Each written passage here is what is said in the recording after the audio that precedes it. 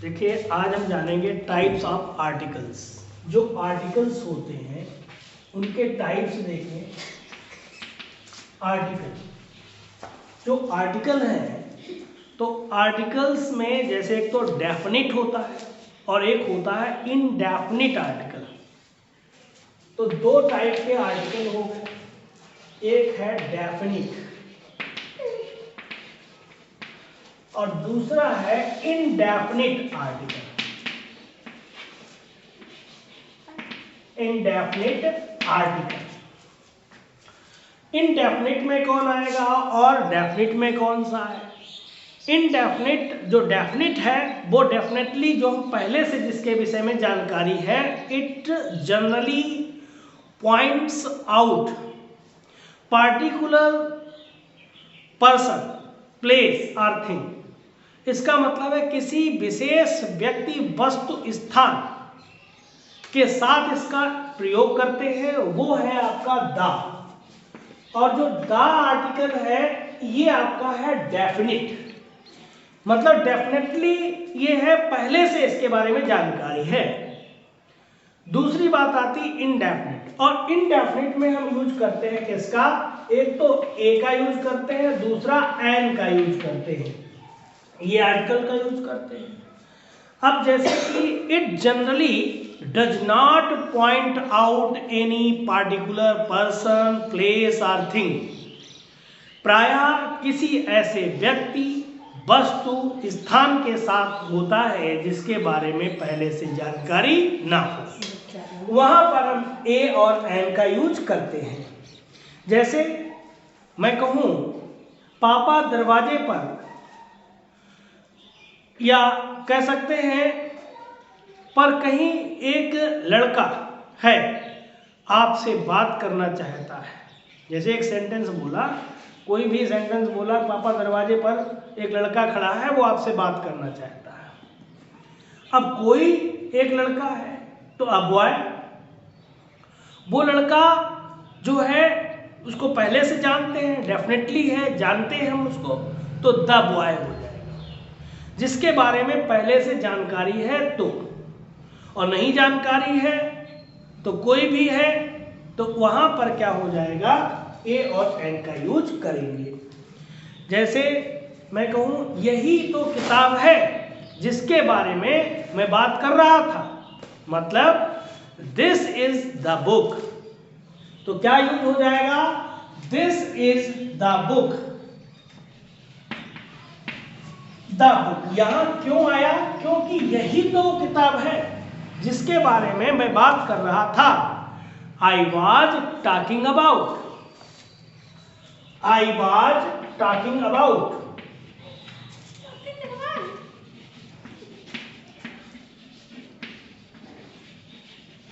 इसका मतलब उस किताब के बारे में पहले से जानकारी थी, इसलिए हमने यहां पर द का यूज किया है। यह एक किताब है, this is a book use हो जाएगा। इसका मतलब अगर हमने कहा दिस इज अ बुक, यह एक किताब है, तो इसका मतलब इसके बारे में हमें पहले से जानकारी नहीं है। जब पहले से जानकारी ना हो वहां हम ए और एन का यूज करते हैं, अन्यथा हम किसका यूज करेंगे? द का यूज करते हैं। जैसे मैं कहूं मिस्टर राहुल दरवाजे पर है, तो mister Rahul is at the door, तो इसका मतलब पहले से हम जानते हैं। कोई मिस्टर राहुल दरवाजे पर हैं, तो uh mister Rahul is at the door. कहां पर ए का यूज करें और कहां पर एन का प्रयोग होता है? Where to use a and where to use an. अगर वॉवेल है, वॉवेल, हम बात कर रहे हैं इनडेफिनिट आर्टिकल की, तो ए एंड एन। अगर ए और एन है तो कहां पर हम ए का यूज करें, कहां पर हम एन का यूज करें। यदि मान लिया वॉवेल है, वॉवेल, तो एन का यूज करते हैं। वॉवेल्स में भी कौन से? ए, ई, आई, ओ, यू। अब बात है कि सभी के साथ तो अगर ए, ई, आई, ओ, यू होता है तो इसका मतलब है सभी के साथ एन का यूज नहीं होता है। इसका मतलब इफ द, अगर अगले शब्द की शुरुआत स्वर की ध्वनि से होती है,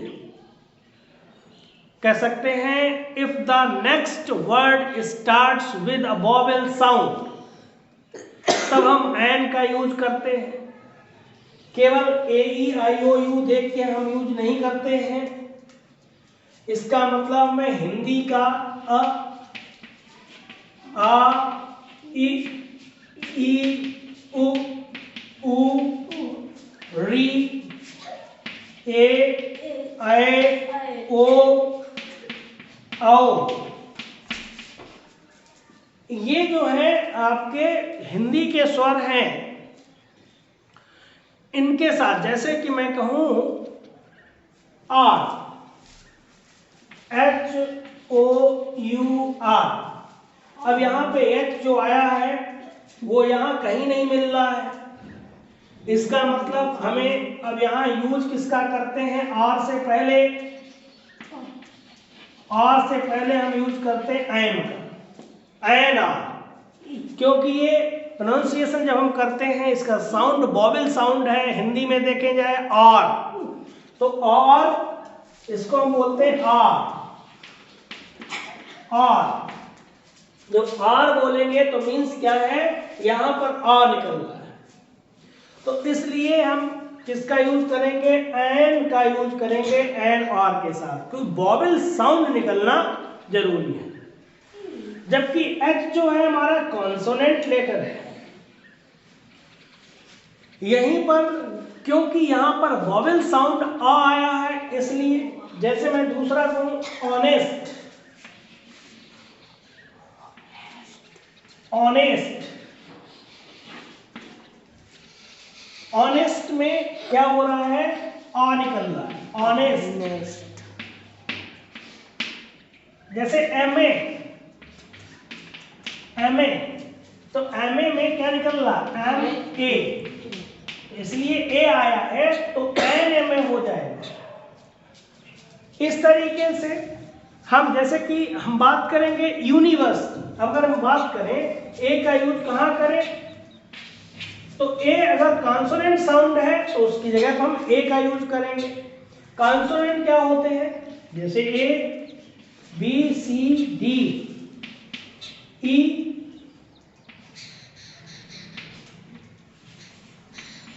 ई, F, G, H, I, J, K, L, M, N, O, P, Q, R, S, T, U, we,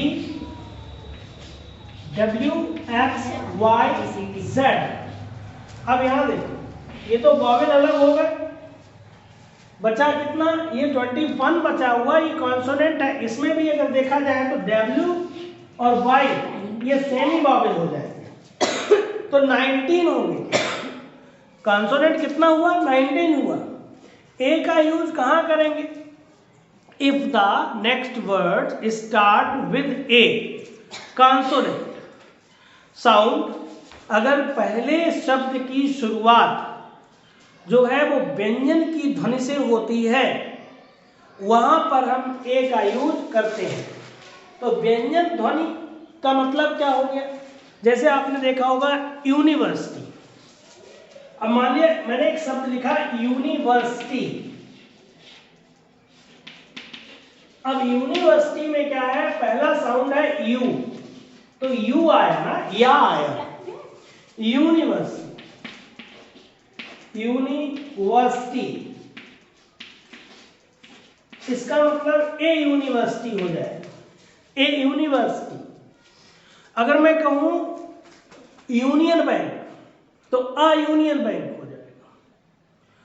अब जो कि एक कॉन्सोनेंट साउंड है, इसलिए यूनिवर्सिटी के साथ में क्या लगाया गया, ए लगाया गया। तो जरूरी नहीं है कि ए ई आई ओ यू दिख जाए तो उसमें क्या हो जाएगा, हम हर जगह पे एन लगा देंगे, ऐसा नहीं है।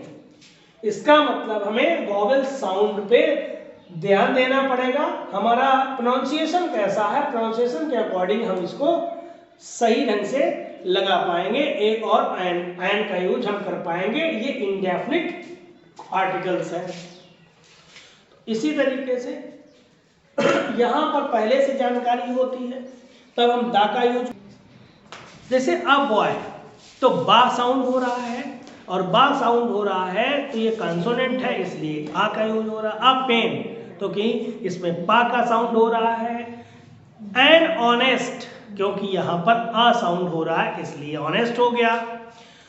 एन ईयर, क्योंकि ई है, ई आ रहा है इसलिए, और इसके साथ साथ वॉवेल साउंड ई हो रहा है। अ ईयर, क्योंकि ये वाला ईयर है, ईयर, तो यहां पर बाई का यूज हो रहा है, या ईयर हो रहा है, ईयर, तो इसलिए क्या हो रहा है, यहां पर ये ईयर हो जाएगा। और इसके साथ क्योंकि ईयर हो रहा है ना, ईयर, ऐसे ईयर लिखा जाएगा, या साउंड आया। इसी तरीके से एमएलए, एमएलए में ए साउंड हो रहा है इसलिए किसका यूज होगा, ए एन का यूज होगा। यूनियन, यूनियन के साथ में कॉन्सोनेंट साउंड हो रहा है, या इसलिए हो रहा है। ऑरेंज, एन ऑरेंज हो रहा है इसलिए वॉवेल साउंड आ रहा है। अब बात आती है द का यूज कहां पर, दी कहां पर दा बोलते हैं, उसका भी हम जानेंगे। Thanks for watching. Next video में हम मिलेंगे तो आपको हम बताएंगे कहां पर दा कहां पर दी का यूज होता है।